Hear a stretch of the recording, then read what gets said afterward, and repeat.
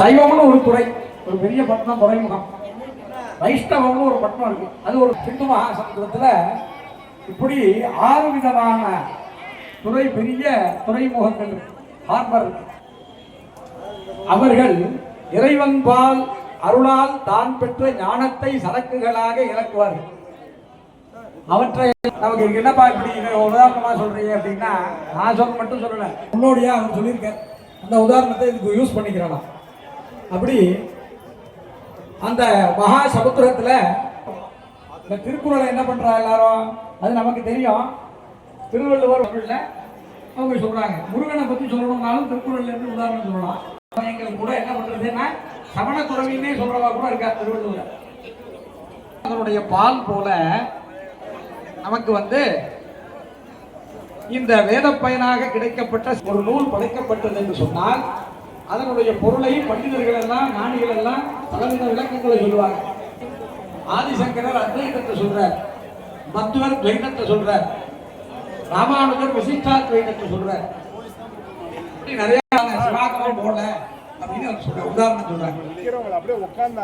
வேதசாரம் இதம் தந்திரம், இந்த ஆகம தந்திரங்கள்லாம் வேதசாரம். முறையிலே இறைவனுடைய திருவுருவத்தை நிகழ்ந்து வருகிறது.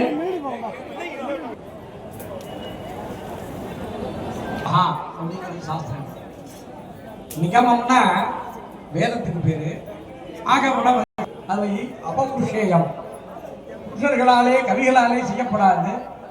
ஆதிகர்த்தா மூலபாணி பரமேஸ்வரனே அது திரிபாஷ்யம் பண்ண.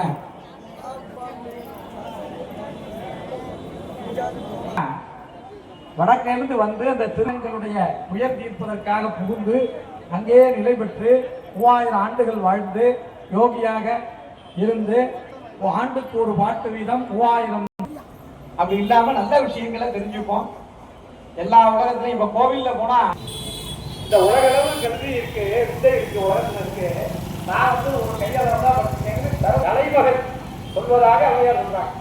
கல்விக்கு தலையாக இருக்கக்கூடிய அன்புமயமான நல்ல வாழ்க்கையை நாம் ஏற்படுத்தி கொண்டோம்னா நம்ம சுற்றி இருப்பவர்கள் எல்லாம் இந்த அன்பினாலே கவரப்பட்டு நம்மளுடைய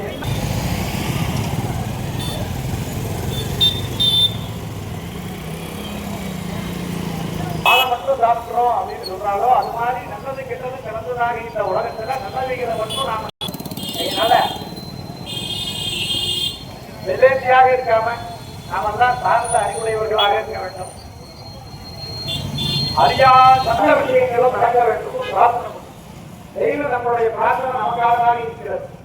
எல்லாரும் பிரார்த்தனை பண்றோம், எனக்கு இருக்கிறதோ இல்ல வேலை வாய்ப்பு உயர்வோ அதுக்கெல்லாம் மேல ஒரு பிரார்த்தனையாக நாம உலகத்திற்காக பிரார்த்தனை செய்யும் பொழுது உலகத்தில் யாரையும்